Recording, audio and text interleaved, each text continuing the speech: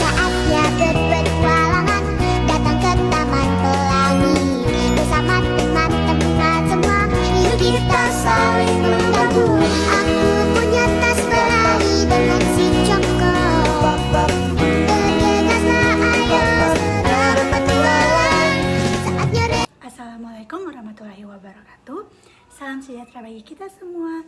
Shalom, Om Swastiastu, Namo Buddhaya, dan salam kebajikan.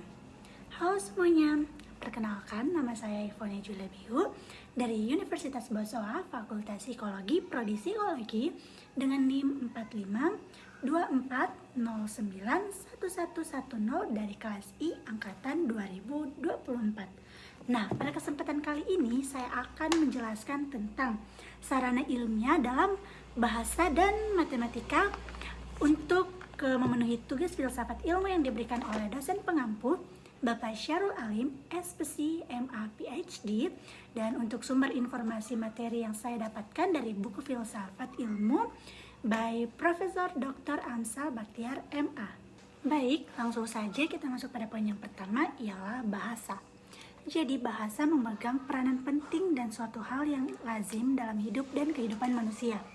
Kelaziman tersebut membuat manusia jarang memperhatikan bahasa dan menganggapnya sebagai suatu hal yang biasa, seperti bernafas dan berjalan. Padahal bahasa mempunyai pengaruh-pengaruh yang luar biasa dan termasuk yang membedakan manusia dari ciptaan lainnya. Hal ini senada dengan apa yang diutarakan oleh Ernest Cassirer, sebagaimana yang dikutip oleh Jujun, bahwa keunikan manusia bukanlah terletak pada kemampuan berpikirnya, melainkan terletak pada kemampuannya berbahasa. Oleh karena itu, Ernest menyebut manusia sebagai animal symbolism, yaitu makhluk yang mempergunakan simbol. Secara generik, istilah ini mempunyai cakupan yang lebih luas dari istilah Homo sapiens, sebab dalam kegiatan berpikir manusia mempengaruhi simbol. Nah, bahasa sebagai sarana komunikasi antar manusia. Tanpa bahasa tiada komunikasi. Tanpa komunikasi, apakah manusia dapat bersosialisasi? Dan apakah manusia layak disebut dengan makhluk sosial? Sebagai sarana komunikasi, maka segala yang berkaitan dengan komunikasi tidak terlepas dari bahasa, seperti berpikir sistematis dalam menggapai ilmu dan pengetahuan. Dengan kata lain, tanpa mempunyai kemampuan berbahasa, seseorang tidak dapat melakukan kegiatan berpikir secara sistematis dan teratur. Dengan kemampuan kebahasaan akan terbentang luas cakrawala berpikir seseorang dan tiada batas dunia baginya. Nah, banyak ahli bahasa yang telah memberikan uraiannya tentang pengertian bahasa. Sudah barang tentu setiap ahli berbeda-beda cara menyampaikannya. Bloch and Traeger mengatakan bahwa a language is a system of arbitrary vocal symbols by means of which a social group cooperates. Atau bahasa adalah suatu sistem simbol-simbol bunyi yang arbitrer yang dipergunakan oleh suatu kelompok sosial sebagai alat untuk berkomunikasi. Nah, Joseph Brom sendiri mengatakan bahwa a language is a structured system of arbitrary vocal symbols by means of which members of social group interact. Nah, ialah bahasa adalah suatu sistem yang berstruktur dari simbol-simbol bunyi arbitrer yang dipergunakan oleh para anggota suatu kelompok sosial sebagai alat bergaul satu sama lain. Nah, batasan-batasan itu memerlukan sedikit penjelasan agar tidak terjadi salah paham. Oleh karena itu, perlu diteliti setiap unsur yang terdapat di dalamnya. Yang pertama itu simbol-simbol. Simbol-simbol berarti things that stand for other things, atau sesuatu yang menyatakan sesuatu yang lain. Hubungan antara simbol dan sesuatu yang dilambangkannya itu tidak merupakan sesuatu yang terjadi dengan sendirinya atau sesuatu yang bersifat alamiah. Seperti yang terdapat antara awan hitam dan turunnya hujan, ataupun antara tingginya panas dan kemungkinan terjadinya infeksi. Jika dikatakan bahwa bahasa adalah suatu sistem simbol-simbol, hal tersebut mengandung makna bahwa ucapan si pembicara dihubungkan secara simbolis dengan objek ataupun kejadian dalam dunia praktis. Nah, yang kedua, ada simbol-simbol vokal. Simbol-simbol yang membangun ujaran manusia adalah simbol-simbol vokal. yaitu bunyi-bunyi yang urutan-urutan bunyinya dihasilkan dari kerjasama berbagai organ atau alat tubuh dengan sistem pernafasan.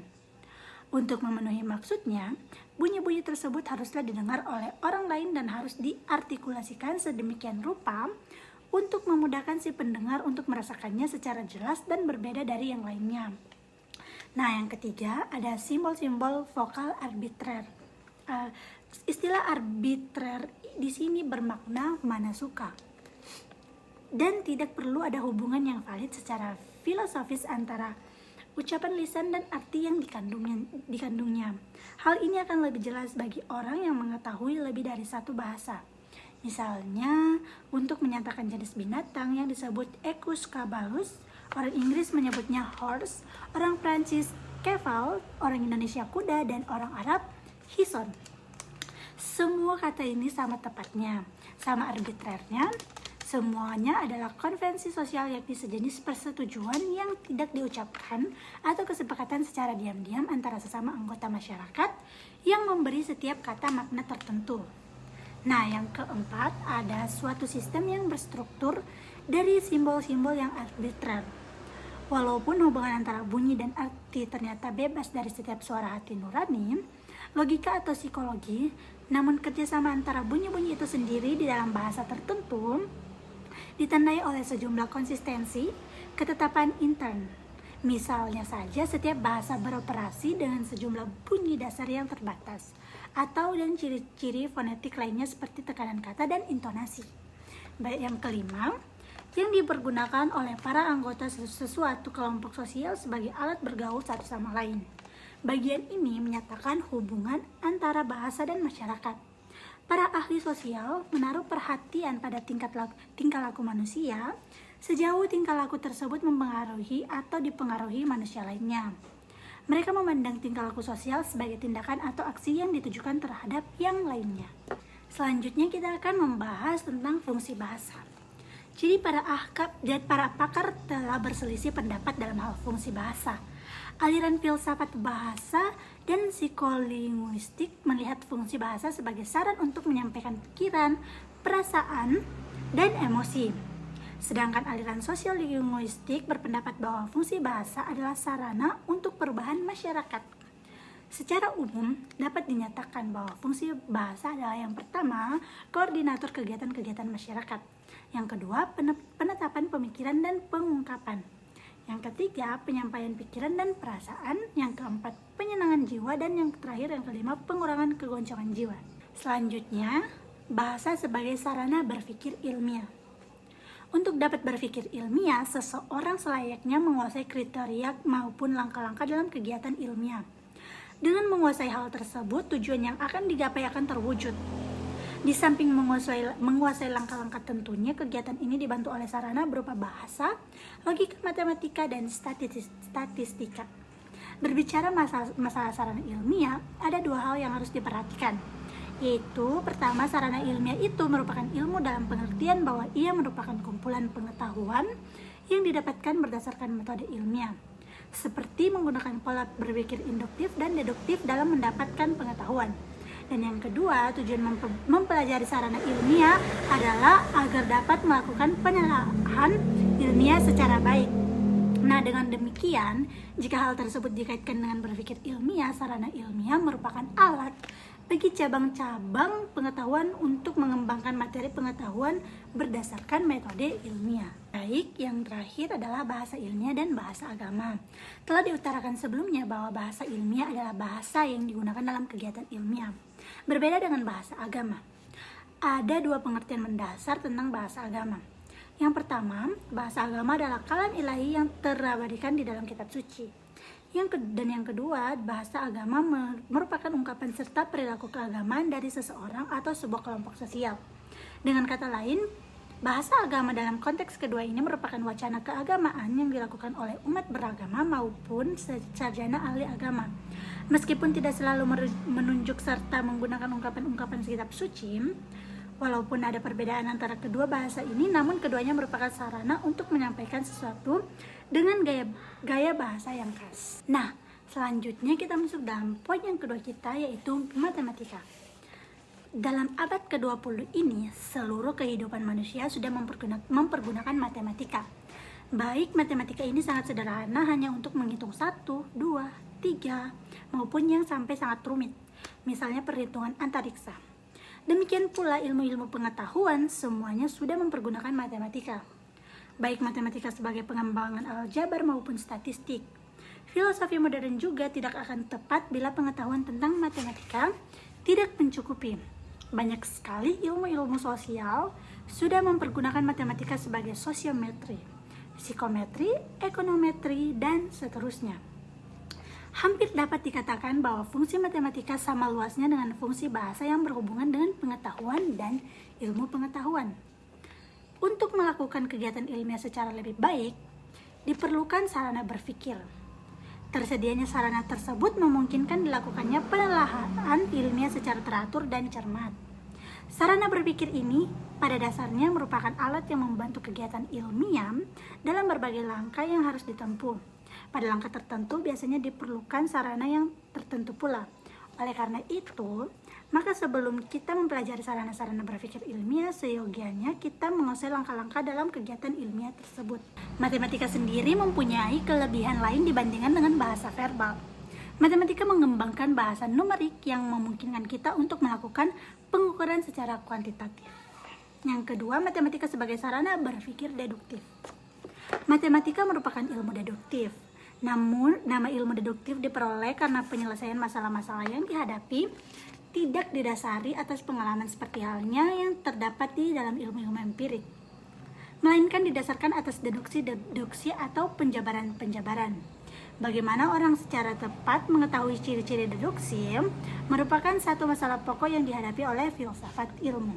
Matematika merupakan pengetahuan dan sarana berpikir deduktif. Bahasa yang digunakan adalah bahasa artifisial, yakni bahasa buatan. Keistimewaan bahasa ini adalah terbebas dari aspek emotif dan afektif serta jelas kelihatan bentuk hubungannya. Matematika lebih mementingkan bentuk logisnya. Pernyataan-pernyataannya membuat sifat yang jelas. Pola berpikir deduktif banyak digunakan baik dalam bidang ilmiah maupun bidang lain yang merupakan proses pengambilan kesimpulan yang didasarkan kepada premis-premis yang kebenarannya telah ditentukan. Misalnya, jika diketahui A termasuk dalam lingkungan B, sedangkan B tidak ada hubungan dengan C, maka A tidak ada hubungan dengan C. Nah, yang selanjutnya, yang ketiga, matematika untuk ilmu alam dan ilmu sosial. Matematika merupakan salah satu puncak kegemilangan intelektual. Di samping pengetahuan mengenai matematika itu sendiri, matematika juga memberikan bahasa, proses, dan teori yang memberikan ilmu suatu bentuk dan kekuasaan. Fungsi matematika menjadi sangat penting dalam perkembangan berbagai macam ilmu pengetahuan. Perhitungan matematika misalnya menjadi dasar desain ilmu teknik. Metode matematis memberikan inspirasi kepada pemikiran di bidang sosial dan ekonomi, bahkan pemikiran matematis dapat memberikan warna kepada kegiatan arsitektur dan seni lukis. Dan di sini selanjutnya saya akan menjelaskan sebuah kelompok sosial dengan informasi tertentu mengenai perasaan suka dan tidak suka di antara pasangan manusia. Sebuah grafik adalah suatu bahasa matematis yang mudah di mana kita dapat mengemukakan struktur semacam itu. Sebuah grafik didefinisikan sebagai sekumpulan titik dengan garis-garis yang menghubungkan beberapa pasang titik. Meskipun tidak usah semuanya titik ini dihubungkan satu sama lain, kita akan memakai tanda panah pada beberapa garis tersebut yang mencirikan arah, di mana dalam hal ini kita sebut grafik yang berarah. Kita juga akan menggunakan tanda plus dan minus pada beberapa garis ini yang kita sebut grafik yang bertanda. Jika individu A dan B digambarkan dengan dua titik, maka sebuah panah dari A ke B dengan sebuah tanda plus berarti bahwa A menyukai B. Seperti ini contoh gambarnya. A ke B dengan adanya tanda plus itu artinya A menyukai B. Dan selanjutnya, jika A ke B dan memiliki tanda minus berarti A membenci B. Seperti yang ini. A menuju ke B dan mempunyai tanda minus itu artinya A membenci B. Dan jika tidak terdapat panah dari A ke B, maka A adalah tidak mempunyai perasaan apa-apa atau netral terhadap B. Seperti yang ditunjukkan ini, tidak ada tanda panah sama sekali, tidak ada plus minus, itu artinya tidak ada perasaan apa-apa dari A ke B. Nah, dalam masalah yang sedang diselidiki ini, kita tertarik pada kondisi-kondisi di mana suatu kelompok sosial berada di dalam suatu keseimbangan. Jika A menyukai B, tetapi B tidak menyukai A, terdapat suatu keadaan yang tidak seimbang. Kondisi yang pertama bagi keseimbangan adalah bahwa hubungan B terhadap A harus sama dengan hubungan A terhadap B. Jadi misalnya A plus B, maka harus B plus A juga. Oleh sebab itu, kita tidak perlu menggunakan grafik yang berarah di mana yang bertanda sudah memenuhi syarat. Grafik ini yang tidak memiliki tanda panah di ujung garis adalah sesuai hubungan yang bersifat simetris. Baik, cukup sekian dari saya. Mohon maaf bila ada salah kata. Semoga apa yang saya jelaskan dapat bermanfaat bagi teman-teman semua dan tentunya bagi saya juga. Sekian dan terima kasih. Sampai jumpa lagi di tugas video selanjutnya. Bye.